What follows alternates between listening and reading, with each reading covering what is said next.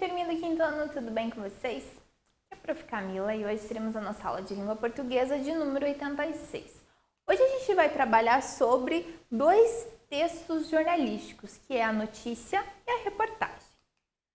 Então, os objetivos dessa aula são conceituar notícia e reportagem, diferenciando aí esses gêneros textuais, analisar o que compõe uma notícia e reportagem e as suas características, fazer a leitura de uma reportagem refletindo acerca aí do preconceito e também interpretar uma notícia analisando o fato diferente que ocorreu aí nessa notícia.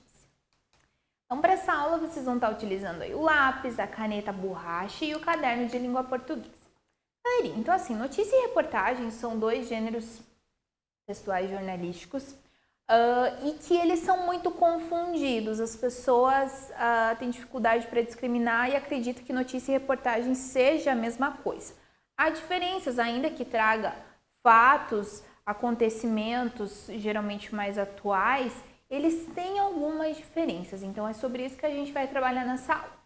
Então a reportagem. Então a reportagem, ela é uma narrativa longa, tá?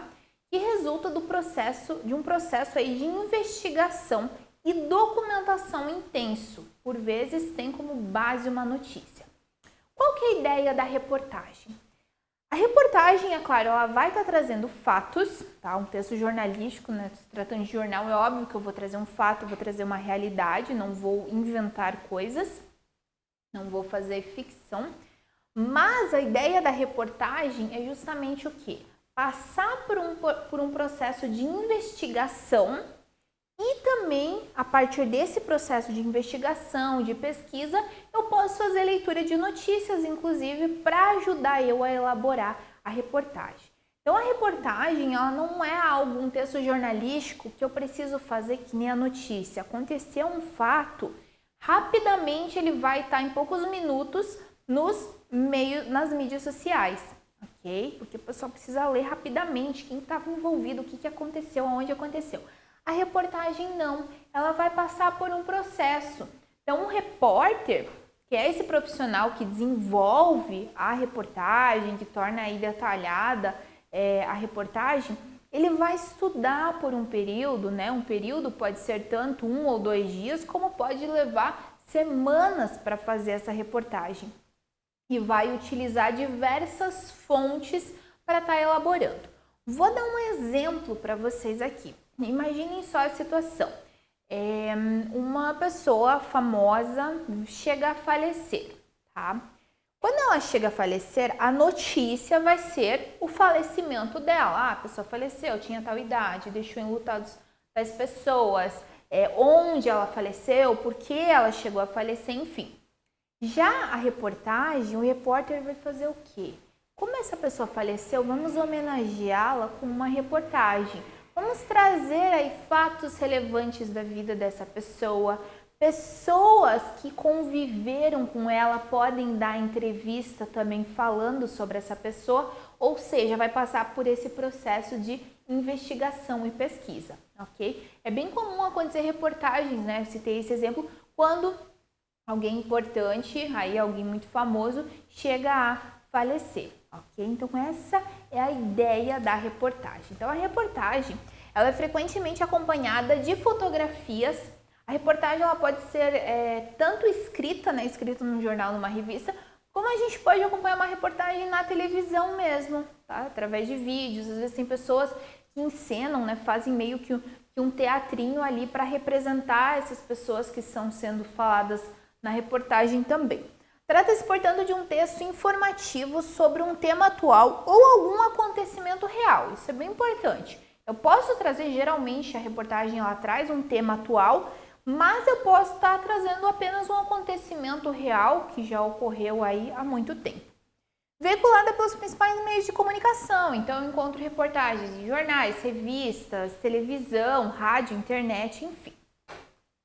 E do lado eu tenho, né, a aventura da adoção traduzida em amor. Casal paraibano prepara a viagem à China para garantir tratamento com células-tronco para o filho adotado. Então, eles têm um filho que está com uma doença e por isso eles vão, né, foi feita uma reportagem para estar trazendo um pouquinho aí sobre a vida dessa família e a luta deles com essa criança. Então eu trouxe para vocês aqui, eu retirei de um livro de 5º ano de língua portuguesa, uma reportagem que vai estar tratando essa questão de preconceito com gênero ou generalizar as pessoas, como dividir, né, a sociedade, homens e mulheres, o que cada um deve fazer ou não, questão de profissão, de gostos, tá? Então no título vocês já vão entender toda a ideia. Meninas que jogam futebol e meninos bailarinos falam sobre o preconceito. Então aqui nós vamos ter 2 personagens bem importantes, tá? Aqui, lembrando, eu tenho uma reportagem, são fatos. E uma é uma menina que ela joga futebol, então qual que é o problema nessa questão, né? O que é trazido aqui? Comumente as pessoas associam o futebol a esporte de menino. Ou então, aqui no caso, o menino, ele faz balé. E as pessoas associam o balé como uma dança para meninas, tá? Então, esses 2 personagens, essas 2 crianças vão estar falando sobre como eles acabam sofrendo preconceito e eles vão estar trazendo uma lição para as pessoas, tá? Então, vamos fazer a leitura. Na Copa das Confederações de Neymar, Fred e companhia, que termina amanhã, não há espaço para meninas, mas elas estão dando um jeito de invadir o campo de futebol. As gêmeas Laís e Larissa Martins, de 11 anos, sabem bem que esse não é um esporte só para homens. Elas fazem parte de um time de futebol mirim do Rio. Foi Laís quem se interessou primeiro pelo esporte, influenciada pelo seu irmão mais velho. Ela começou no Vasco da Gama, jogando com meninos, e chegou a disputar em torneio com a equipe. Os meninos falam, essa menina não joga nada, mas quando entrei em campo, viram que eu jogava bem. Contou Laís, que sonha em entrar para a seleção brasileira. Então a gente vê uma das gêmeas aqui, ela tem 11 anos apenas, ela joga futebol e ela fala sobre o preconceito que ela vivenciou. Os meninos falavam, essa menina não joga nada. Por que será que eles falavam isso? Porque a sociedade muitas vezes fica generalizando, dizendo, né, o que cada meninos e meninas fazem coisas distintas. Um exemplo é com cor. Nossa, cor, uma coisa básica. Se joga, tal cor é de menina, tal cor é de menino. Será que isso existe mesmo? E se um menino quiser utilizar cores, cor de rosa, alaranjado, vermelho, azul? Menina, se quer utilizar cor de rosa, vermelho, alaranjado e azul. Qual é a questão aqui, tá? Então aqui ela tá falando justamente essa ideia, né? O preconceito que ela sofria, o sonho dela era entrar para a seleção e ela não desistiu, só que ela sofreu preconceito nesse período. Ela não se incomodava com as pessoas que achavam que o esporte é coisa de menino.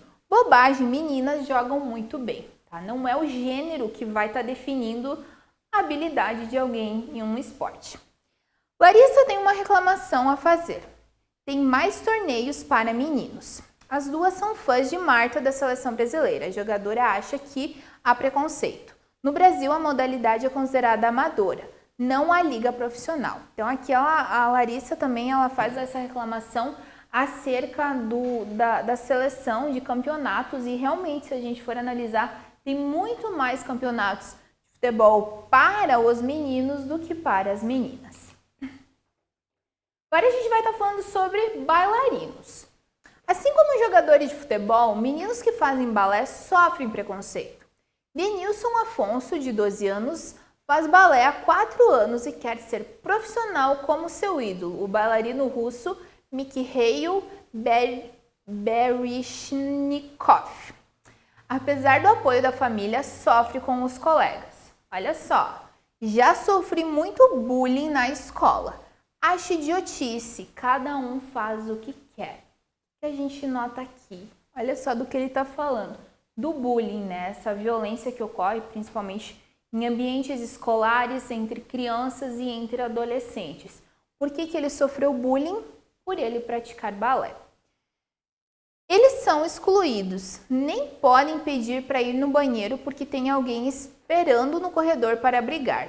E são chamados de bailarina, disse a mãe de Denilson, Ionai Afonso. tá? O que a gente nota aqui? O fato dele fazer balé faz com que eles chamem ele de bailarina no gênero feminino. Mas ele é um menino, né? Qual seria o problema em ele estar praticando balé? Colega de Denilson na escola de dança, Jonatas Lopes, de 11 anos, estuda balé há 6 anos. Ele também convive com as provocações na escola e já foi agredido uma vez pelos colegas, tá? Então, essa reportagem foi feita, até tem foto dos dois aqui, essa reportagem justamente foi feita, tá? Para diminuir cada vez mais, seria muito interessante a gente viver num mundo zero preconceito, mas essa realidade ainda espero que essa realidade ainda mude. E foi trazendo justamente para trazer essa ideia que a gente não tem que generalizar as coisas, tá? Cada um é o que é, cada um tem os seus gostos em específico. Para finalizar, muitas pessoas me zoam e outras não. Para mim, isso não tem nada a ver. Algumas coisas que são para menina também podem servir para meninos, disse Jonatas. E os homens têm papel de destaque nos palcos. O brasileiro Thiago Soares, por exemplo, é o principal bailarino do prestigiado Royal Ballet de Londres desde 2006.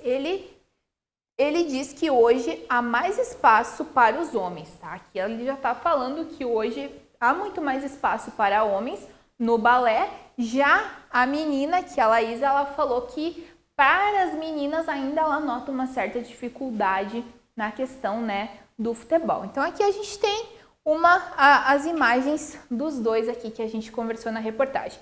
Então notem, aqui eu estou trazendo uma reportagem, eu estou trazendo fatos que necessitarem investigação do repórter, mas ele não está falando de acontecimentos apenas nesse momento. Ele vai recapitular a ideia, né, os pensamentos, as memórias dessas duas crianças e vai inserir isso ali dentro da reportagem, ok? Notem também que é um texto um pouco mais longo. Essa reportagem não é tão longa assim, mas ele é um texto mais longo do que uma notícia. Ok, pessoal? Espero que tenham gostado desse texto. Agora a gente vai falar sobre notícia. Então, a notícia, ela traz uma informação menos aprofundada do que a reportagem, tá? Então, a reportagem ela se torna mais extensa, enquanto que a notícia ela é algo rápido, algo bem objetivo. Ela é escrita ou falada, então a gente pode ler essa reportagem como a gente tem essa notícia, como a gente tem também repórteres que vão narrar notícias aí após um evento acontecer, ou seja, é preciso lançá-lo nas mídias do modo mais rápido. Inclusive os jornais disputam bastante quem é o primeiro a lançar nas mídias uma determinada notícia. Ainda que seja mais curta, ela precisa ter 5 elementos para ser considerada uma notícia que a gente vai estar trabalhando agora. No momento que eu fiz essa aula, eu peguei do Google essa tira aqui, olha só, está trazendo de um modo bem objetivo, ainda que, claro, a gente clica e tem mais detalhes. Covid-19, Portugal registra 11 mortes e 731 infectados nas últimas 24 horas, tá? Covid está sendo uma notícia sem fim aí nesse momento pandêmico. A gente já está há mais de 1 ano e meio nessa situação e a gente ouve, né, todos os dias é o assunto que é um dos assuntos que a gente mais vê nas mídias sociais. O que compõe uma notícia? Onde aconteceu o fato, tá? Onde aconteceu é o que? O lugar. Com quem as pessoas envolvidas ou animais envolvidos também. O que aconteceu, tá? O que aconteceu? Aconteceu uma cerimônia de premiação, aconteceu um acidente de trânsito, enfim. Quando aconteceu, isso é bem relevante, o momento que aquilo aconteceu e como. O como e o que aconteceu às vezes pode ser confundido. O que aconteceu geralmente vai estar escrito no título, porque ele vai chamar a tua atenção. E o como aconteceu vai estar explicando mais detalhes sobre esse fato, ok? Então, toda notícia compõe esses 5 elementos. Agora, galerinha, a gente vai estar lendo uma notícia, ok? Uma notícia, ela é bem antiga, mas é uma notícia que eu gosto bastante de trabalhar com os meus alunos, porque ela é bem, assim, fora do... O normal não seria esse fato ter acontecido, ok? Ela acaba chamando bastante atenção. Só no título você já consegue perceber isso. Eu tenho aqui ela, claro, foi em Nova York, então nós temos em inglês, mas aqui o título: Homem morre no escritório e ninguém nota por 5 dias, tá? Uma notícia de 6 de setembro de 2011. Vamos ler ela então. Os gerentes de uma editora nova-iorquina estão tentando descobrir por que ninguém notou que um dos seus empregados estava morto, sentado à sua mesa há 5 dias. George Turkelenbaum, 51 anos, que trabalha como verificador de texto numa firma de Nova York, há 30 anos sofreu um ataque cardíaco no andar onde trabalhava, Open Space sem divisórias, com 23 funcionários. Então aqui, olha só o que aconteceu.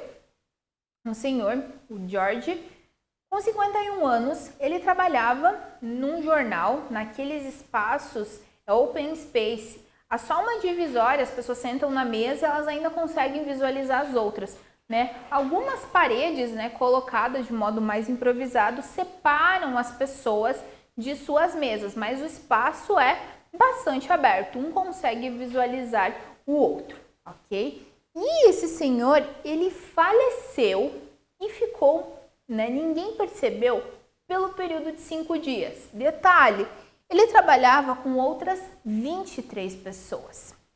Ele morreu tranquilamente na segunda-feira, mas ninguém notou até o sábado seguinte pela manhã, quando um funcionário da limpeza o questionou por que ainda estava a trabalhar no final de semana.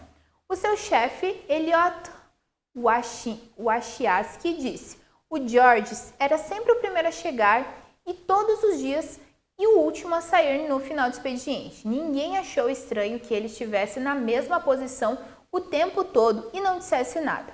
Ele estava sempre envolvido no seu trabalho e fazia-o muito sozinho. A autópsia revelou que ele estava morto há 5 dias depois de um ataque cardíaco. Tá? Então, olha só o que tem de inusitado nessa situação.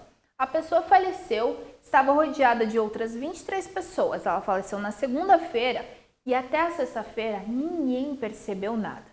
Eles tentam justificar dizendo ali que ele, na verdade, estava sempre, né, muito envolvido com o trabalho, ninguém achou estranho que ele ficasse na mesma posição, mas na verdade é estranho sim, né? Como que a pessoa não vai se mexer ali por 5 dias, né? A roupa sempre vai ser a mesma, enfim, chega a ser bem inusitado. Então, só no final de semana, que a empresa estava fechada, um funcionário de limpeza estava limpando e achou estranho ele estar trabalhando no final de semana.